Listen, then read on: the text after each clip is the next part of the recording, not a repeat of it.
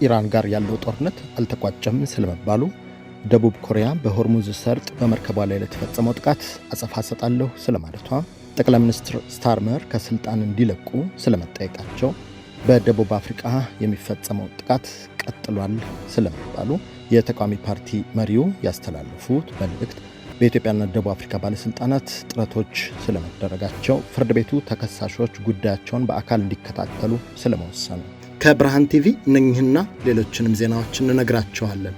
የየዕለት ዜናና ዝግጅቶቻችን በፍጥነት እንዲደርሷችሁ ገጻችንን ሰብስክራይብ፣ ላይክ፣ ሼር፣ ኮሜንት እንድታደርጉ እንዲሁም የማንቂያ ደውሉን እንድታበሩ በአክብሮት እንጋብዛለን።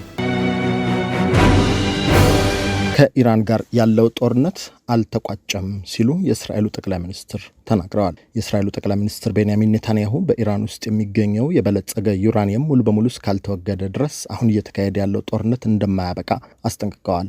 ኔታንያሁ ከኢራን ጋር ያለው ውጥረት ገና መቋጫ እንዳላገኘና የቴህራን የኒውክሌር መርሃ ግብር ዋነኛ ስጋት ሆኖ መቀጠሉን ያስረዱት ጠቅላይ ሚኒስትሩ ከኢራን የሚሰነዘረው ጥቃትና ቀጠናዊ አለመረጋጋት አሁንም ባለበት በመሆኑ እስራኤል ዝግጁነቷን እንደማታቆም ገልጸዋል።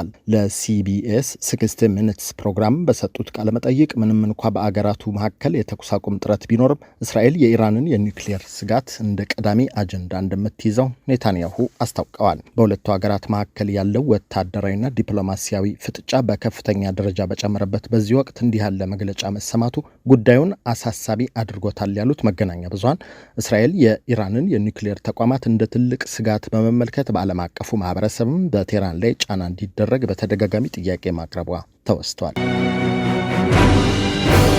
ደቡብ ኮሪያ በሆርሙዝ ሰርጥ በመርከቧ ላይ ለተፈጸመው ጥቃት አጸፋ እንደምትሰጥ አስታውቃለች። ከሳምንታት በፊት በሆርሙዝ ሰርጥ ውስጥ በጭነት መርከቧ ላይ ለተፈጸመው ጥቃት አጸፋ እንደምትሰጥ ደቡብ ኮሪያ ዝታለች። ናሙ የተሰኘችው መርከብ ምንም አይነት ሕግ እንዳልጣሰች የገለጸው የኮሪያ መንግስት ድርጊቱ በንግድ መርከቦች ላይ ጥቃት እንዳይፈጸም የተደነገገውን ዓለም አቀፍ የባህር ኃይል ሕግ የጣሰ መሆኑን አመልክቷል። ጥቃቱ በየትኛውም አካል እንደተሰነዘረ እየተጣራ እንደሆነ የገለጸው ደቡብ ኮሪያ የጥቃቱ ምንጭ እንደታወቀ የአጸፋ መልስ እንደሚሰጥ አመልክቷል። ጥቃቱን በተመለከተ የደቡብ ኮሪያ ባለሙያዎች የመጀመሪያ ደረጃ የፎረንሲክ ትንታኔ ማድረጋቸውና ጥቃቱን ለማጣራት በሚደረገው ጥረት ኢራን አስፈላጊውን ትብብር እንደምታደርግ ማረጋገጧም በመገናኛ ብዙሃን ተወስቷል።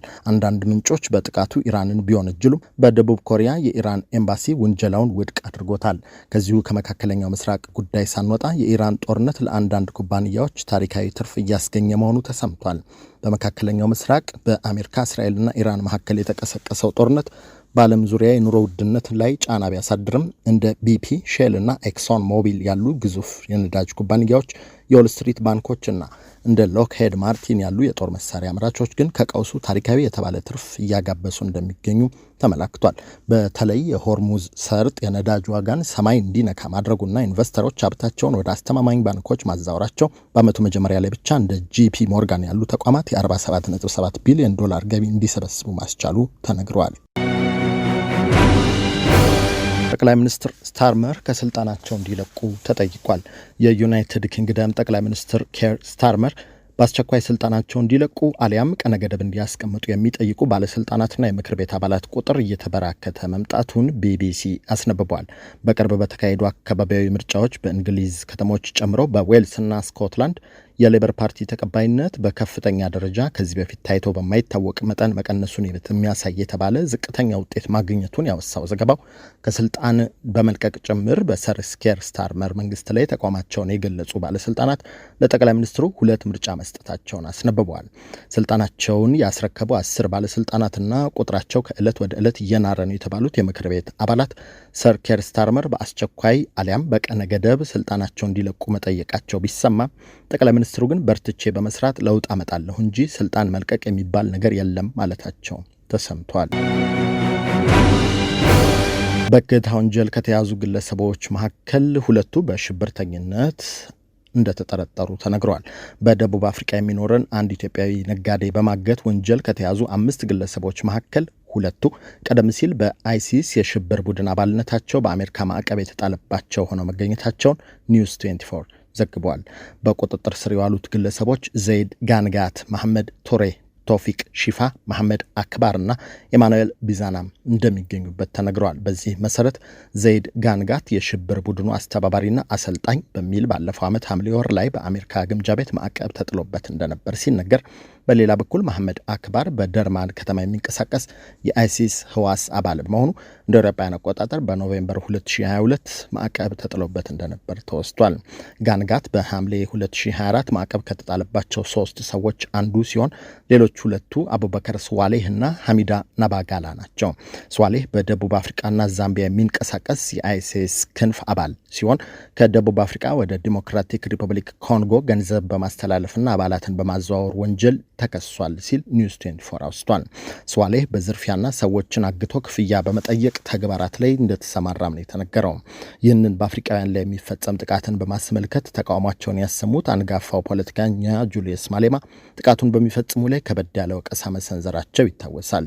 የተቃዋሚ ፓርቲ መሪው ጁልየስ ማሌማ ጥቃቱን በሚፈጽሙ ላይ በሰነዘሩት ወቀሳ የስራ ዕድልን ይቀማሉ በሚል ሰበብ በውጭ ሀገር ዜጎች ላይ የጥላቻ ጥቃት ጄኖፎቢያ የሚፈጽሙ ዜጎችን አጥብቀው አውግዘዋል። የኢኮኖሚክ ፍሪደም ፋይተርስ ኢኤፍኤፍ መሪ የሆኑት ማሌማ በውጭ ሀገር ዜጎች ላይ ጥቃት በሚፈጽሙና ንግዶቻቸውን በሚዘጉ ሰዎች ላይ በጥያቄ ሰንዝረዋል። ስንት የስራ ዕድል ፈጥራችሁ ነው በዚምባብዌያን ወይም ናይጄሪያውያን ስራችንን ወሰደብን የምትሉት ሰልፍ የምትወጡት? ይህንን ጥያቄ ሱቆችን የምትዘጉና ሰዎችን የምትደበድቡ ሰዎችን እጠይቃለሁ ካሉ በኋላ ይህን ካደረጋችሁ በኋላ እናንተ ስንት የስራ ዕድል ፈጠራችሁ ሲሉም አክለዋል። 5 ሰዎችን የቀጠረ ሱቅ ዘግታችሁ ስራ ወሰዱብን ትላላችሁ፣ ካዘጋችሁት በኋላ ግን እናንተ የፈጠራችሁት ስራ የለም ብለዋል። ምንም አይነት ሙያ የሌላቸው ያልሰለጠኑ ወንዶች አንድ ሰው ስራዬን ወሰደብኝ ይላሉ። የሚያውቁት ብቸኛ ክህሎት መጠጣት ሆኖ ሳለ እንደ አብዮተኛ ለመታየት ይሞክራሉ በማለትም ማሌማ ሐሳባቸውን ሰንዝረዋል። ማሌማ የጥላቻ አቋም ያላቸውን ደቡብ አፍሪካውያን ድምፅ እንደማይፈልጉም ሲገልጹ የእናንተን ድምፅ አልፈልግም፣ እንዲህ የምታደርጉ ከሆነ ድምፃችሁን ይዛችሁ ሂዱ፣ እኔን እንድትመርጡኝ አፍሪካውያንን እንድጠላ የምትጠብቁ ከሆነ ያንን በፍጹም አላደርገውም ብለዋል። ጁልየስ ማሌማ በደቡብ አፍሪካ እየታየ ያለውን አፍሮፎቢያ በአፍሪካውያን ላይ የጥላቻ ጥቃትን በመቃወም ዜጎች ሌሎችን ከመወንጀል ይልቅ የራሳቸውን ምርታማነት እንዲፈትሹና አህጉራዊ አንድነትን እንዲያከብሩ ጥሪ ማቅረባቸው ይታወሳል። ይህ በእንዲህ እንዳለ በኢትዮጵያና በደቡብ አፍሪካ ባለስልጣናት ዲፕሎማሲያዊ ጥረቶች ቢደረጉም ጥቃቱ አሁንም ስጋት ውስጥ እንደጣላቸው ኢትዮጵያውያን ገልጸዋል። የኢትዮጵያ የውጭ ጉዳይ ሚኒስትር ዴኤታ አምባሳደር ብርሃኑ ጸጋይ በኢትዮጵያ ከደቡብ አፍሪካ አምባሳደር ኖንሴባ ሎሲ ጋር በደቡብ አፍሪካ የሚኖሩ ኢትዮጵያውያን ደህንነት ላይ ተወያይተው ሁለቱም ለዜጎች ያላቸውን ቁርጠኝነት ቢያረጋግጡም በኢትዮጵያና በደቡብ አፍሪካ ባለስልጣናት ዲፕሎማሲያዊ ጥረቶች ቢደረጉም በደቡብ አፍሪካ የሚኖሩ ኢትዮጵያውያን አሁንም በስጋት ላይ መሆናቸውን አመልክተዋል። በደቡብ አፍሪካ የኢትዮጵያውያን ማህበረሰብ ጥበቃ ምክትል ፕሬዚደንት አቶ ዮሐንስ ዘቢብ ስደተኞችን የመቃወም ዘመቻና ማስፈራራት በተለያዩ አካባቢዎች አሁንም መቀጠሉን አውስተው የውጭ ዜጎችን የማግለል እንቅስቃሴው ቀጥሏል፣ ኢትዮጵያውያንም አሁንም ስጋት ላይ ናቸው ሲሉ ገልጸዋል። ፍርድ ቤቱ ተከሳሾች ጉዳያቸውን በአካል እንዲከታተሉ ወስኗል።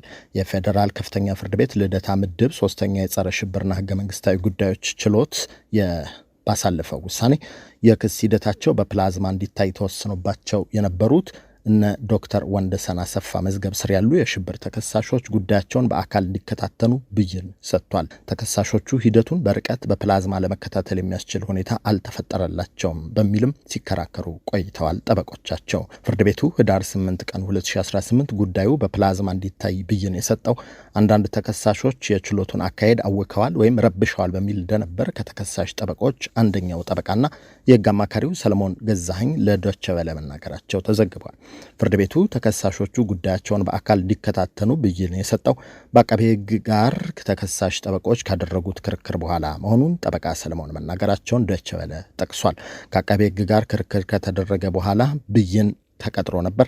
በፕላዝማ መሆን አለበት ወይስ የለበትም የሚለው ስለዚህ ችሎቱ ብይን ሰጥቷል። የተከሰሱበት የክስ ድንጋጌ ክብደት በማየት ተከሳሾቹ በፕላዝማ ሳይሆን በአካል ቀርበው እንዲከላከሉ በማለት ብይን መሰጠቱን፣ ይህን ለማድረግም ከሰኔ 22 እስከ ሐምሌ 10 ቀጠሮ መሰጠቱን ጠበቃው አክለዋል። ከዚሁ ጋር ችሎቱ በውለው የጋዜጠኛ ገነት አስማማውና መስከረም አበራ የሕክምና ጉዳይን በሚመለከት ትዕዛዝ እንደሚሰጥ መግለጹን ጠበቃው ገልጸዋል። ከዚህ በፊት በእነ አቶ ዮሐንስ ቧ ያለው መዝገብ የተሰየመው ችሎት ደግሞ አቶ ዮሐንስን ዘልፈዋል የተባሉ የቂሊንጦ ማረሚያ ቤት የጥበቃ አባል ላይ የተሰጠውን ትዕዛዝም ማስረዳታቸውን ዶይቼ ቬለ አስነብቧል። በተከሳሽ ዮሐንስ ቧ ያለው ጉዳይ ሌሎች ተከሳሾችም የማረሚያ ቤቱ የጥበቃ ክፍል ኃላፊ የሆኑት ኢንስፔክተር ድሪባ ሰንበቶን በተመለከተ ከዚህ በፊት አቤቱታ መቅረቡን አውስተዋል። እነሱ ቤተሰቦቻቸውንም ሆነ የአማራን ሕዝብ ዘልፈዋል፣ ተገቢ ያልሆነ ነገር ተናግረዋል በሚል ለችሎቱ አቅርበው ይህ ምርመራ እንዲደረግ ትዕዛዝ ሰጥቶ እንደነበር ለፌዴራል ፖሊስ ተነግሯል።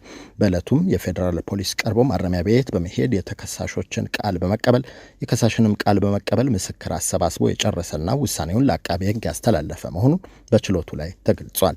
ከዚያም በተጨማሪ የኢትዮጵያ ሰብአዊ መብቶች ምርመራ ይደረግ ባለው መሰረት ምርመራ እየተደረገና ውጤቱ በሚቀጥለው ቀጠሮ ቀርባለሁ መባሉን በችሎቱ መዘገቡ ተነግሯል። በሌላ በኩል ጠበቃ ሰለሞን እንዳሉት በነ ዶክተር ወንዶሰን አሰፋ መዝገብ ስር ሆነው እነ አባ ሳሙኤል በሚባለው ማረሚያ ቤት ውስጥ የሚገኙ ተከሳሾች የውሃ እጥረት ያረፉበት ህንጻ ምቹ አለመሆንና ከጠበቃ ጋር መገናኘት መከልከልን ጠቅሰው ከፍተኛ ሰብአዊ መብት ጥሰት እየተደረሰባቸው መሆኑን ለችሎቱ ገልጸዋል ሲል ዶይቼ ቬለ መናገራቸው ተሰምቷል። ከብርሃን ቴሌቪዥን የዕለቱን ዜናዎች ነገርናችሁ። ዜናዎቹ በፍጥነት እንዲደርሷችሁ ገጻችንን ሰብስክራይብ፣ ሼር፣ ላይክ እንድታደርጉ ኖቲፊኬሽን እንድታበሩና በኮመንት እንድታበረታቱን በአክብሮት እንጠይቃለን። በቀጣይ ዜናዎች እስክንገናኝ ጤና ይስጥልን።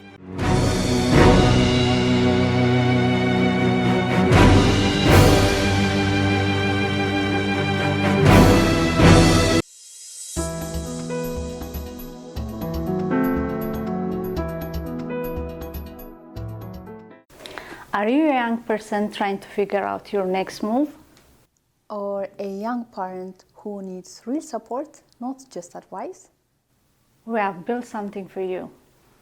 A community, a network, a place where you belong.